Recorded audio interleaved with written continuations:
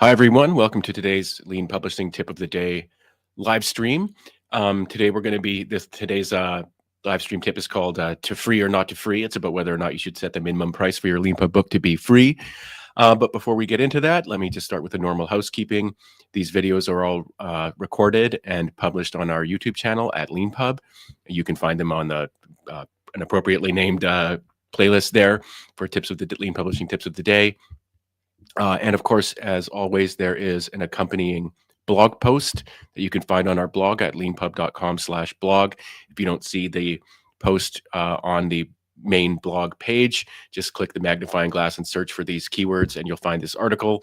One of the reasons to find the article, if you're watching this video later, is because there will be like lots of helpful links in there to the things that I'm talking about. So that you can follow them. One thing to note also is that we do have an author help center with, I think 1,200 or over 1,000 articles at least in it. So if there's anything that you're looking for on LeanPub, you can find it there. Again, this blog is at leanpub.com/blog, and you can find our blog posts accompanying these videos there. And you can find all these videos on YouTube. So the question for today is, as I put it, to free or not to free, should you make your minimum price free? For your book? This is an important question. It's not one that most authors think about, but some authors do. The stage that I want to set, that I kind of by inclination set for this is if you are in the self-publishing world, if you're in the self-publishing blogosphere, one thing you'll find is that most of the advice is about novels. And most of the advice is about self-published people who are self-publishing series of novels. And if you're a self-published author and you're self-publishing a series of novels, then actually a very common pricing strategy is to make your first book in the series free. Probably makes a lot of sense why you would want to do that. People don't know you. They don't know the series. If you make the first book free, it's like a little gift. And if they get hooked, well, then they'll be happy to pay for the remaining books in the series if they're hooked and they want to know how the story turns out. So if you're self-publishing a series of novels, making the first novel in the series free is a very conventional piece of advice that you'll get. And I would say it makes a lot of sense to me. That kind of advice gets a little bit more complicated when you're thinking about, say, participating in shared programs like Amazon has for books. Like KDP Unlimited, I think it used to be called. I might still be called that. But yeah, that's a very common strategy. Now, it's typically not one we recommend, but there are certain circumstances. But it all depends basically on what you're up to. Is the kind of main lesson there. So, for example, here on LeanPub, we have a book called Open Intro Statistics. It's reached hundreds of thousands of people around the world. It's part of a nonprofit called Open Intro, and they basically want people who are teaching courses on statistics around the world to have access to this textbook in all of its editions for free if they need to get it that way. And they're on a mission. They want to sort of teach teachers to teach statistics around the world, and they've been very successful, and we've been very glad to support them. Now, the reason this sort of question of whether you should make your book free or not is different on LeanPub than other places is that, as I've talked about in other videos, LeanPub has a variable pricing model, which means you don't set just one price for your book, you set two. You set a minimum price and a suggested price. The suggested price is what people see the price set at when they go to the landing page for your book, but they can drag the pricing slider down to the minimum price. So if anyone wants to get this book for free, they just drag the slider down to the 0, and then they can get the book for free.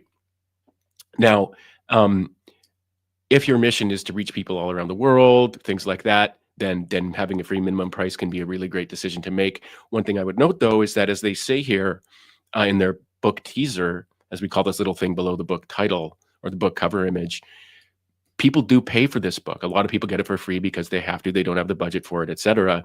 But a lot of people actually do pay for it, even though they can get it for free. They'll just leave it here at the suggested price, for example. They might even slide it right and pay more because they're like, oh, I want Open Intro to let's see if I can get it to hit $20.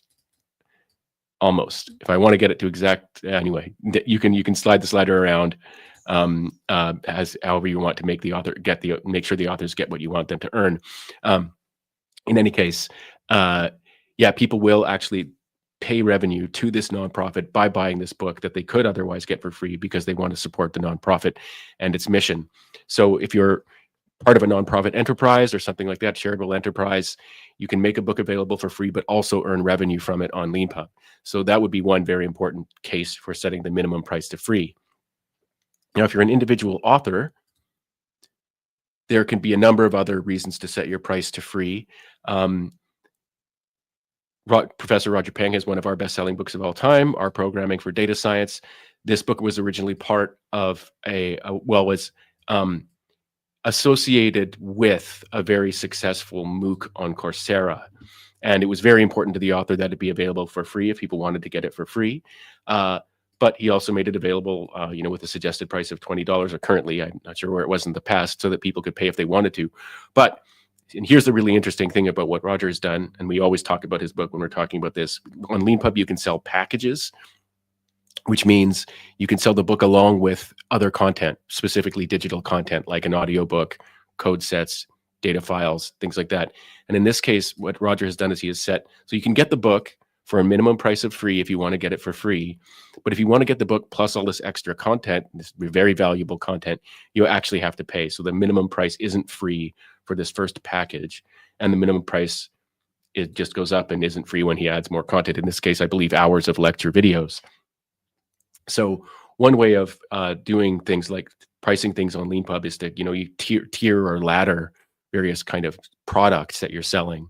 In this case, the book, and then the two packages, sort of getting more content in each package. So those are two use cases for maybe wanting to set your book price to free. Now, LeanPub also has a very interesting thing that I talk about in the blog post, where we have books that are free with membership. So authors can opt in to make their book free with membership. That means that their book is essentially part of a pool of books. So when people go to the LeanPub bookstore, they can select free with membership. And that means if they have a LeanPub reader membership, they can get all of these books for free. It's like a kind of access to a pool of books thing. People can buy these reader memberships for, monthly fees or annual fees, or currently we're probably changing this a little bit, but there's also a lifetime membership reader membership. It's called reader membership that you can get for $99, which is a great deal. And then basically, according to a formula, the pool of revenue from those reader memberships that people buy gets the money gets distributed to the authors who've opted their books into the free with membership pool over time, based on usage, basically, and it's kind of complicated. Now let me just share my tab. So if you're interested in participating in the LeanPub reader membership pool by making your book, so basically what you're doing is you're making your book available for free for people who have paid to be part of the reader membership, or who have paid for a reader membership. It's an interesting way to make some money from a book. It's a very popular model, and it's in a different form, obviously, on Amazon. If you want to opt into this, what you do is you go to your LeanPub pricing page, and this is what it'll look like if you haven't changed anything. You'll have to click the tick box to allow free purchases. Now, by default, this option will also be selected that free purchases require someone to get a Reader Standard or Pro membership. So basically what that means is if you tick this box to allow free purchases and this other box below it is also ticked, then you click Update Pricing, and then your book will be opted in to those, to the membership pool. And if people then go to your book, they'll see this free with membership message here. So they'll know that if they have a membership, they can get that book for free. If you're interested in learning more about our sort of really interesting reader membership pool for authors, go to our Author Help Center and just type in pool, and you'll find a lot of like useful articles will pop up that you can read. Let's just go back to the main blog post for this one. So the last thing I want to say about this is that although there's like really interesting use cases like open intros or Roger Peng's, where you might want to make the minimum price for a book free, and then we do have this reader membership pool of revenue. If you opt into that, typically when we wanted to make the genuine case for making the book free, and where that's the right thing, but usually free is not the right idea. a lot of people when they get into self-publishing are often, you know, hesitant to charge for their work. It's interesting that like in these various areas, like people suddenly get kind of by instinct very generous. You normally wouldn't work for free. I mean, unless you were doing charitable work, or volunteering, etc. But if you've written a book, particularly if you've written a kind of like standard kind of lean pub nonfiction programming book, or business book, or consulting book, or management book, um, free is not the right idea, and I probably don't need to argue with you about that too much. But one of the interesting things about pricing a book is, yeah, just that question of whether you should make it free or not. And I thought I'd take some time today to talk about that and tell you what the various options are. So as usual, you can find all of these videos with these lean publishing tips of the day, and it's a growing list on our YouTube channel at LeanPub. You can find all the associated blog posts for each video on our blog at leanpub.com/blog.